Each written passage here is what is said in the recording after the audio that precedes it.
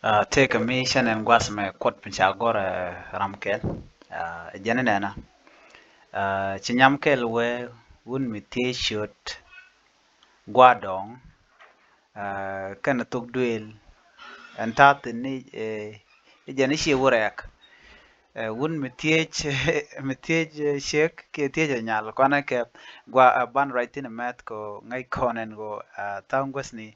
mite karamichi duar gor che gwar ya gor ya godi en kan je social media ci nyam kel we wun mi tie shot gwan dong ke wun mi tie shot gwa dong kana tok duelen baten shi wurak ana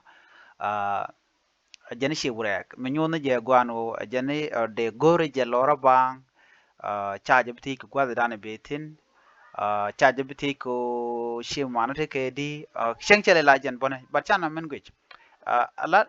nuore ka jan gwaz me especially ne re konti la gwar chikane kujeno temi shala rwal ke temi shala mar you know mida kene shi wut che tech ka gwada dana bitin che tech ka dorun you know wuda mo dera wun mi shi gore jeno shi en biya ji dwar kel you know ka shang chi jen shang chi shi jeno shen ja ji dwar kel bon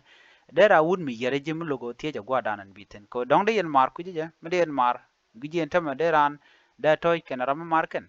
deran da wo ka wade you know ene me che de gwa so ku kuje mo chi chuong ka jan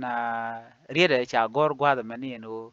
and nyam chiri malar basically this is a lady who say this word okay chi nyam kel we wun mete chi gwa dong kana tuk dwel ba te ni chi urek so ram me gore jeno de je yingech no ko ste mi shala wal kan mi shala mar ran cha ko ne ka chi mane ran chi nyiman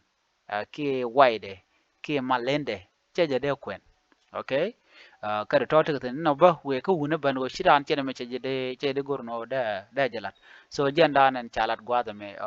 jaram me so min dan me en nyam la ri me nyam gore education mo ron gore de nge che mane so che chong jin nge me jin nyal nge da gwa no jin gor chi cha gore wadu biya ta karwal ke ba jek en chiang mo chi chang no ka ka chen wari shiran che wad che gor ka kujum ba yik tik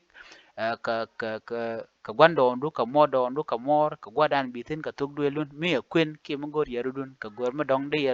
rod mat gwat kel duno ma yene de mo tele mo gor no biya te ka biya toj tere chiar de te ka gwada kon bin den yen chiang no bas ban ma yene de goro biya gwa kel biya mat yaram mo jin gut ke jin chek nyal ke dol gor jeno biya dun yik te jeno bien wengo ko run chi agoro biya mat cheng lel jin le la ram tu kuje do dien ka ti ku do dien sometime di yene te ka mar ku yene so goyeje la brod ne tije chwa ja chwa pal ja bang no biate mal